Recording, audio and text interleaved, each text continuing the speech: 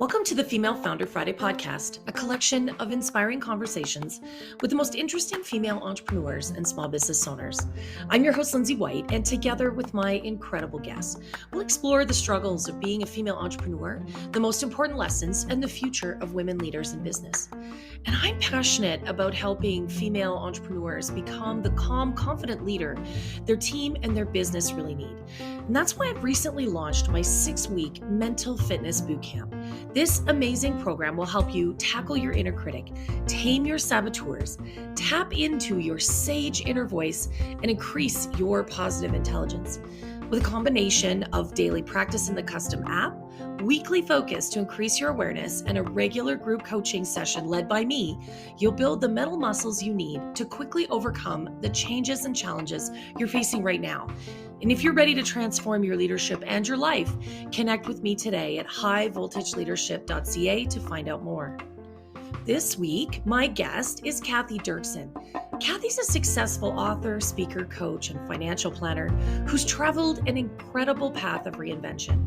Her journey started about 10 years ago when she not only left a toxic marriage, but also a toxic workplace. It was the perfect time for a big career change, and she really followed her heart into financial planning, where she knew that she could support people in building their dreams. But after 10 years working in the banking industry, Cathy knew something was still missing, and she just wasn't having the impact she really wanted to have.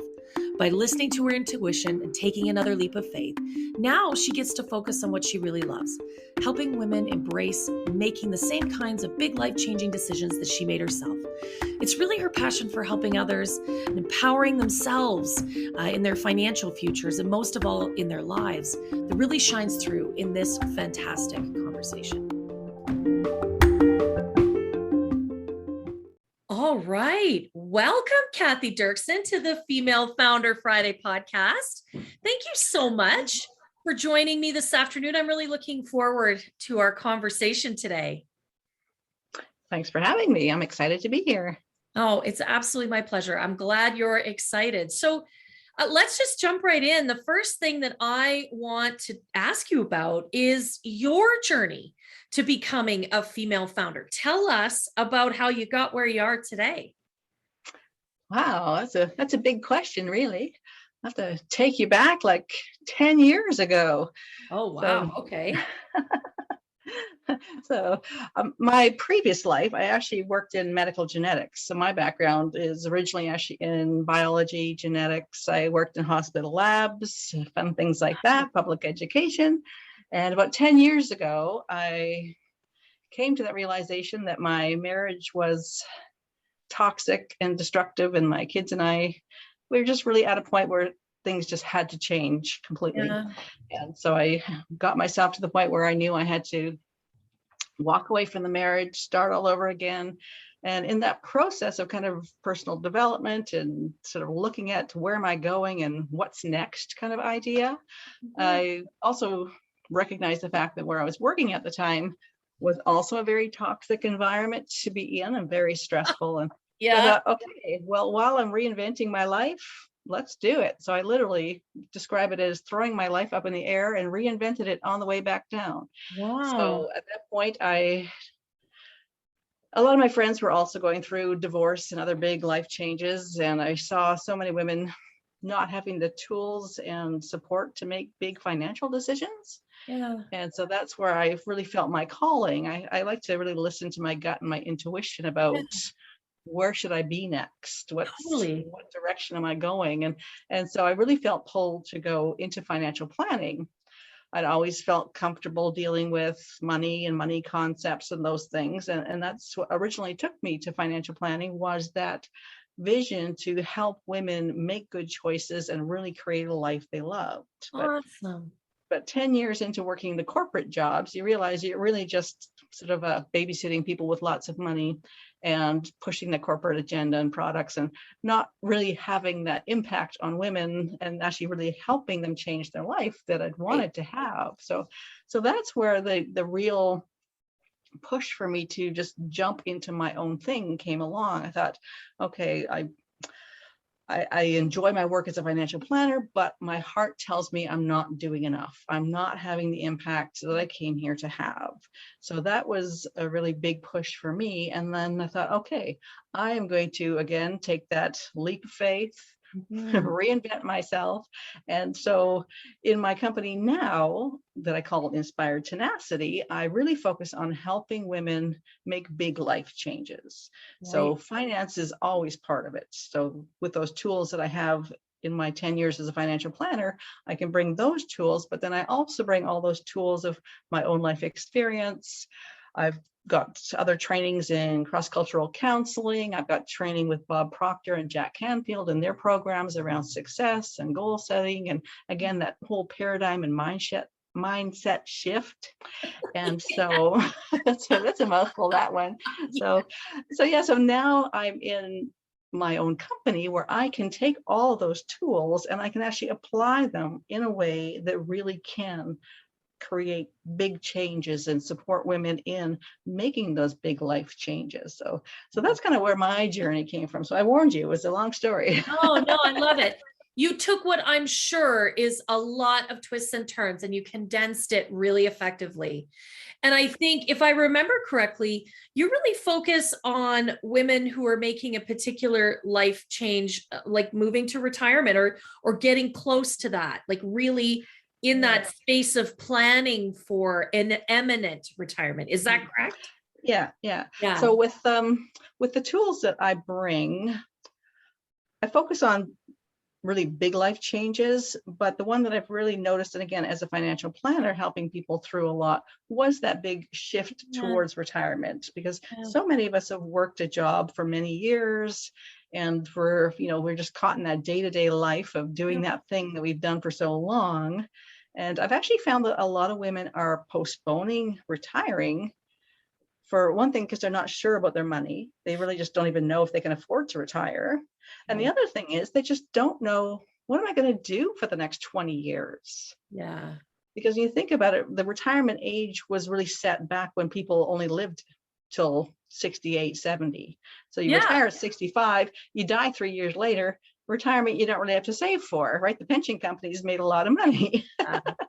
Whereas now we have to plan to live into our 80s and 90s and possibly into our hundreds. Yeah. So you think about it, you retire at 65, you've got a whole other life that you're going to be living, 30 years. So really helping women look at, what are those things that I wanted to do in the past, but I've never let myself do? I've always thought, well, I'm too old, or I just don't have the education, or I'm not in the right life space for doing that. So really helping them now think about that. What is it you want to do for the next 30 years? Yeah, I love that. Because again, that whole thing of retiring and puttering around the garden and traveling every now and then for 30 years, really? Yeah, well, isn't that the truth? What I really love about what you're saying is so much of our financial planning industry, or retirement planning, I should say, is really planning the money. Yes. It's not about planning the life and how you're going to spend that money. Yes, exactly. Right? And you're right. I mean, I look at my parents who are in their mid 70s, who are in exceptional health, and who are likely to live at least for another 20 years, right? Yeah, Barring exactly. all catastrophes. And how much fun they are having spending all that money they earned. And I'm so proud of them and pleased for them. And they have so much to look forward to. And you're right. I think for women, money is a touchy subject, right? We always feel somehow that we don't know enough, or we don't have enough, or we're not smart enough. And that is it's just crap. It's just garbage. That's total bullshit, isn't it? Total bullshit, Cathy. Let's just call it. That's right. So I love that you really embrace, in particular, helping women have that really bold conversation, not only about their money, but like, what are you going to do with your big bad self? Exactly. Right? You can't just garden or golf. Like, what's your purpose?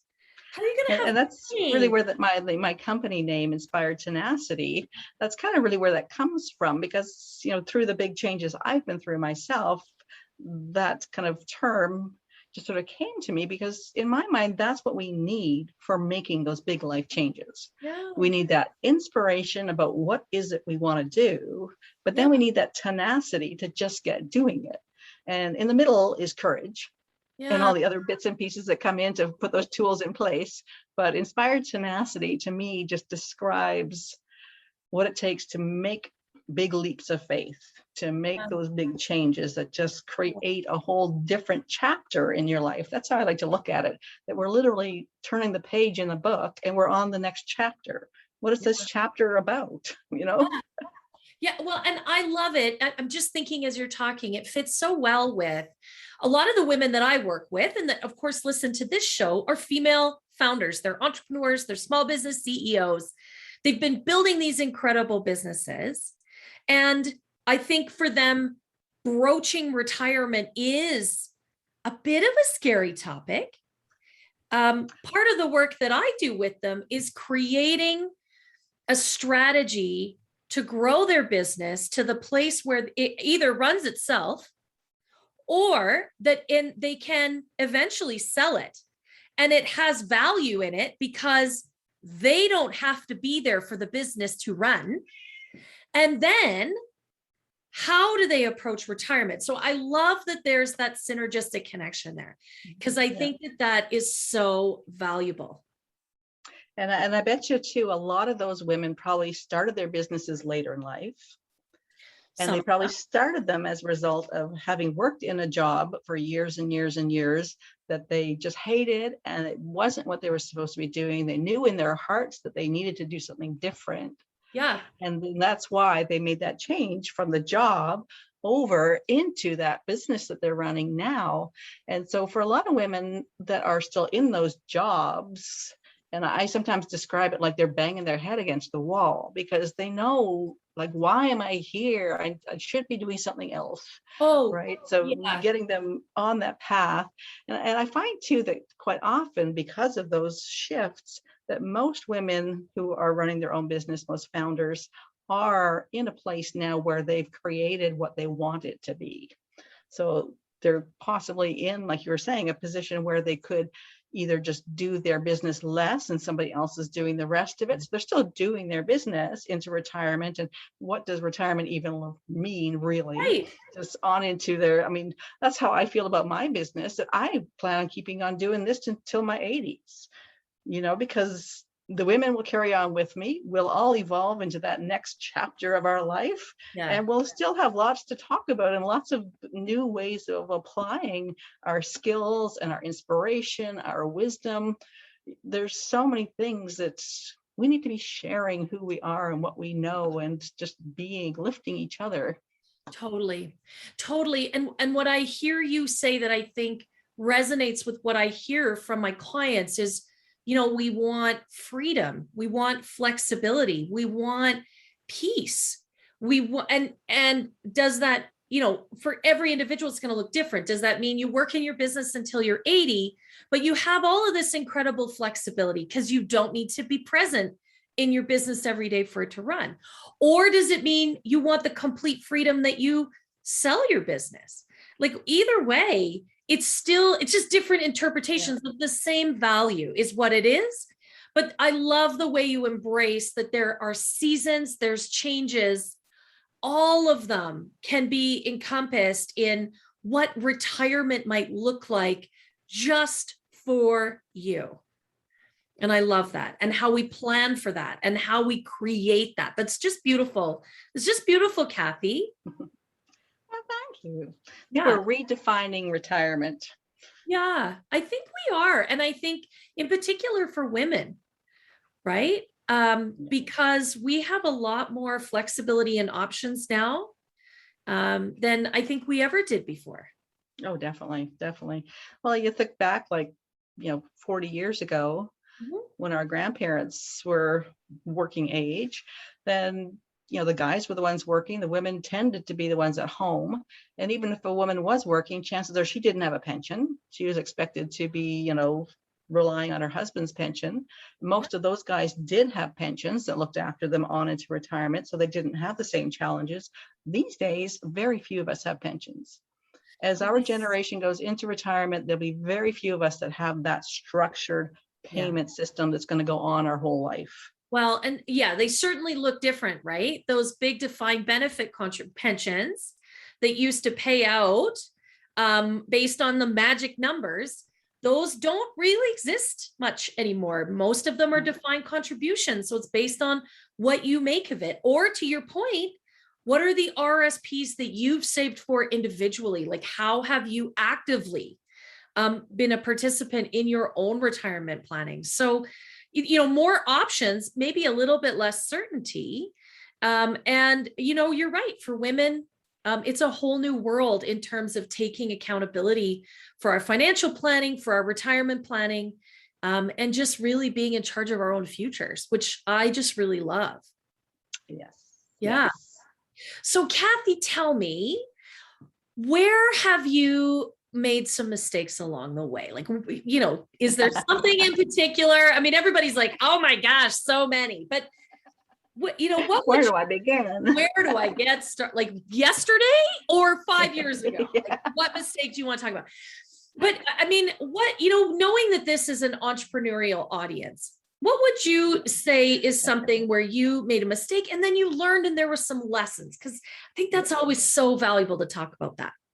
Yeah, so definitely one of my biggest challenges, having stepped out from corporate into doing my own thing, was that whole learning curve around all the technology and all the bits and pieces that have to go together. So that was definitely one of the big challenges. I would say if we're talking about what kind of mistakes did I actually make, I think the biggest mistake I made was underestimating how much was involved in actually getting a proper business organized and launched at the beginning.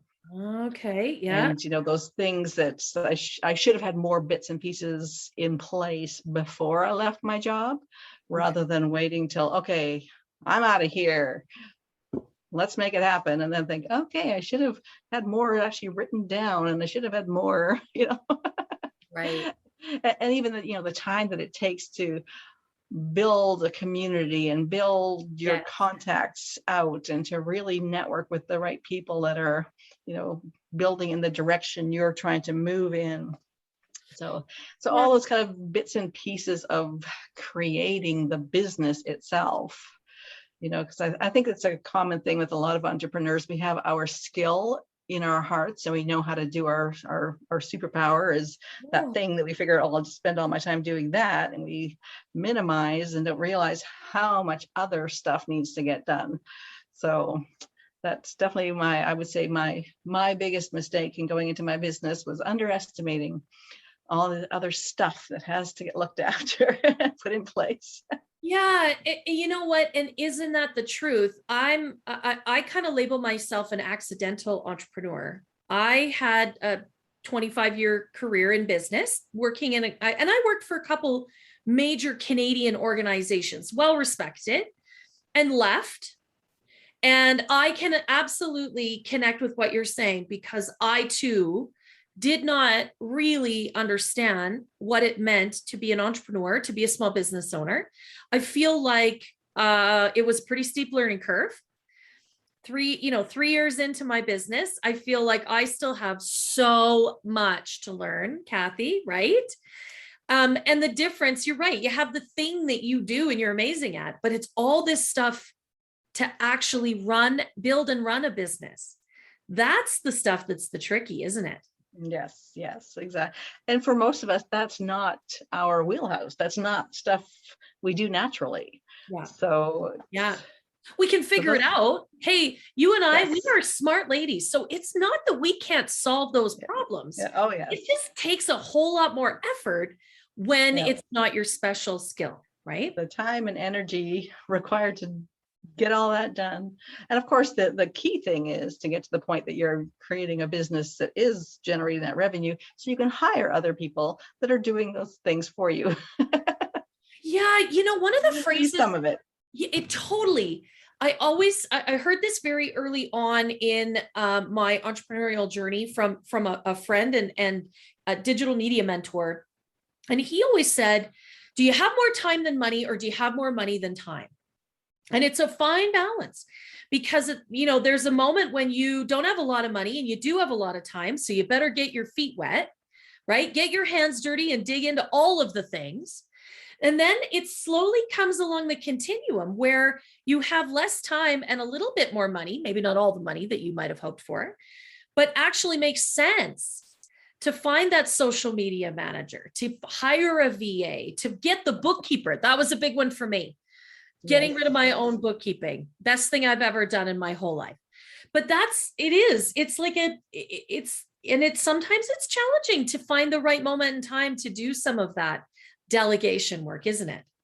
Exactly. And I'm getting much better at doing things like Canva and Good for you. creating email campaigns and those sorts of things. And especially coming from corporate, that where it really was so standardized and controlled, right, that we really had no voice at all. We weren't saying anything in our words. Everything was the corporate look and the corporate wording, and branding, all about the corporate brand, Cathy. And we could only put out what they gave us to put out, right? So there was no creating my own words and creating my own way of saying something, right? That's me, that's my stuff. So that's the other thing. I spent so many years with that thing in my back of my head. Oh, you can't say it your way. You can't say it your way. And now I have to say it my way. Right. So that's a real shift, isn't it? Yes. And finding that voice, allowing myself to use my voice. Yes. I can really appreciate that. And really being able to articulate what you're like. When you're passionate about something like you and I are, it makes a lot of sense to us, right? But it's finding the words to help other people connect to that passion that can be really tricky. Yes, but I'm learning. I love it. Cathy, I love your approach to this, in that you're open to learning and figuring it out, and I think that's brilliant. Awesome. So what would you say, talking to someone, you're into your business here already, what would you say in terms of some advice to someone who is stepping out of, a corporate career and launching into their own, or maybe making that side hustle their full-time job? What would you tell them?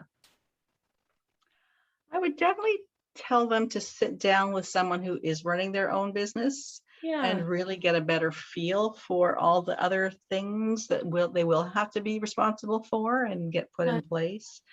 And I think too, like you say, that side hustle while you're still working, I think is a good kind of warm up, if you can do it that way, so that you are starting to get the swing of it while you're still getting your paycheck. And again, that was a piece that I couldn't do, because again, with a corporate agenda, I could not be seen voicing any other products or representing anything in any other way. So I couldn't come out and say what I was working on until I literally walked out the door and said, okay, now I can be me, before I had to be them. So if you can do the thing where you still have a paycheck and you're starting to do your thing, then I would definitely recommend that. Okay, I'm gonna do a little plug, because I have a program for solopreneurs that does exactly that. Whether new solopreneurs, I guess I should say, or people that are ready to make their side hustle move that into the full-time realm. So because I do get approached fairly regularly by individuals, females like that, who are just desperate to start their own business. And so I do have a program where I do that. I spend 6 months with them, really working through all of the things that they need to think about, be aware of, all the pitfalls, but also build their confidence, so they're really ready to step into that. I have a lot of fun working with and coaching those individuals in particular. So if that is you, if you're listening and that's what you want to do, send me a DM, because I can help you with that. But I think that's great advice. Like, be prepared, right? Spend some time on it. Stick your toe in it and wiggle your Yeah. toes around a little bit. And learn some things. Learn some things while you still have the safety of your corporate job. I like it. I like it a lot. So what I'd love to ask you next is about you've had a varied career. You've done a lot of things. So tell us a little bit about what your view of leadership is. Like, how do you lead, Cathy? Well, I've definitely experienced a few different types of leadership in my varied careers. And I I bet must you say, have. there's ones that I definitely would not ever model. And yeah, no, the doctor I used to work under, she literally, I guess she was intimidated by others trying to just make themselves improve themselves. So she literally, if she heard that you were taking some course or wanting to learn more about something else in the field, she would squash it.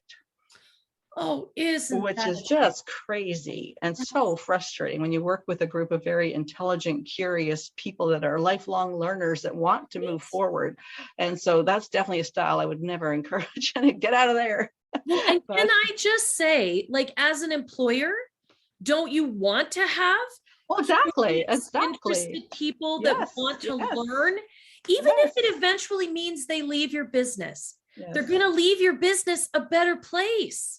Yeah, no, exactly. Oh, It how awful, Cathy. Oh, made no sense. But so that was one of my don't do leadership things. So okay, thank you for that. for myself, one of the other pieces about me going into my new business and role was what I felt was a calling in myself to step up and be a leader of women and like shine that light to say, okay, girls, step up, let's go.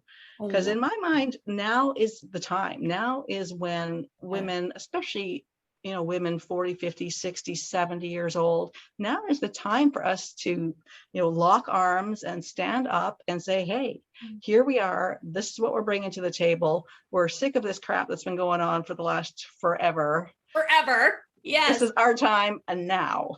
Yeah. So, and with my company, the mission of my company is to create a cycle of success and wealth among women around the world.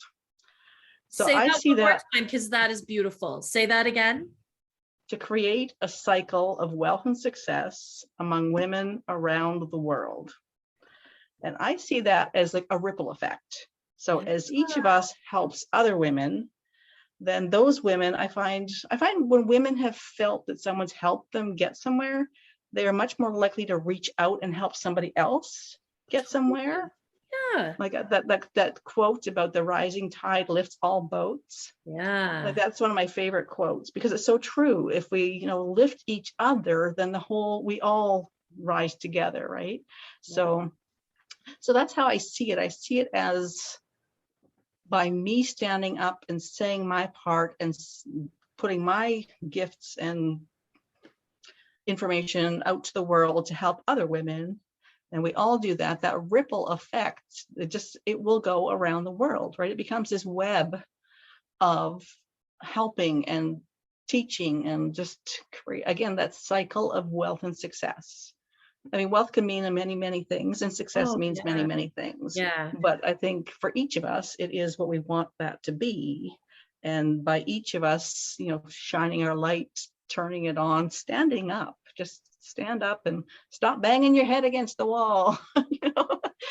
Listen to your heart, listen to your gut. Isn't that the truth? I was just recording. So first of all, let me say that is beautiful. And that's why I asked you to repeat it, because I think is just fantastic. And I love the idea and the visual of the ripple effects, because I think you're right. I just had my 45th birthday the other day. And the older you get, the more reflective you are. And I was just thinking about, what advice would I offer, to my younger self? And it is 100%. Trust your gut. Your intuition always knows. So from the coaching perspective, we talk about your inner leader or your sage, right? And that voice always knows the next step. It always knows the right direction. And it is always holding you with great love and reverence, because You are incredibly spectacular. We all are, right? But that voice is like the true north. It will always take you in the direction you need to go. Yes. Right? So I love that message. And then using that to impact others is just beautiful, Cathy. Well, thank you. I get that tickle in my belly when I, just I get that, it's that feeling of something bigger. And that's one of the things too, when I find when I'm kind of putting together programs and I tend to get down into little bits and pieces, I'm like, no, that's not big enough. It's going to be bigger. I love it. It's got to be big. I know. And when you do have a big vision and mission like that, you do. I mean, I know where you're coming from. You get really passionate about it, and you feel like I could just help the whole world. I could help every woman in the world. That's how I feel. I could help every female entrepreneur to build an incredible team and an incredible business. Right. And it's hard. It's hard sometimes because you're pulling on the lead all the time. Right. But I love that. I love your passion and enthusiasm for this. And I love that you have a really global vision around what you're trying to create. I think that's just brilliant, Cathy. I think that's one of the benefits that COVID has brought, if we can find any benefits in this whole thing, with everyone just having to go online. The world is right here. The world is sitting in front of you. Before you had to get on a plane and you had to go somewhere, you had to know somebody. Whereas now you just turn on the computer, start poking around, and next thing you know, you're having conversations with people on the other side of the world. Oh, I know. And realizing that we all share such a similar goal and dream, and just we're all, the same family. Yeah, it has been change, like an absolute shift in the way we connect. And I love that it's brought me connections from around the world, people that I would never have met with. Right. So exactly. I too really love that. Well, Cathy, thank you. I mean, we've managed to talk away half an hour here without too much trouble this afternoon. I'm super grateful to have you come and share your message on the Female Founder Friday podcast, because I think it's beautiful and it's impactful. And I think it's a message that a lot of female founders really do need to hear. And we'll be sure to put, all the places to find you, all the channels, as they say.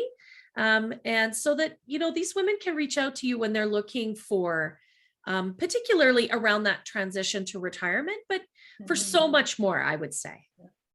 And especially, like you're saying, most of your audience is entrepreneurs already, but I bet you they know other ladies who are caught in a corporate job that they need to get out of. So let me know. Who are they? Connect me. Yeah, absolutely. Absolutely. Let's get them out of there. Yes. Let's reach as many women as we can and help them find the freedom and the flexibility and the fulfillment that they really long for. I love that. That's a great way to end the show today. Thanks again, Cathy, for your time. I sure do appreciate it.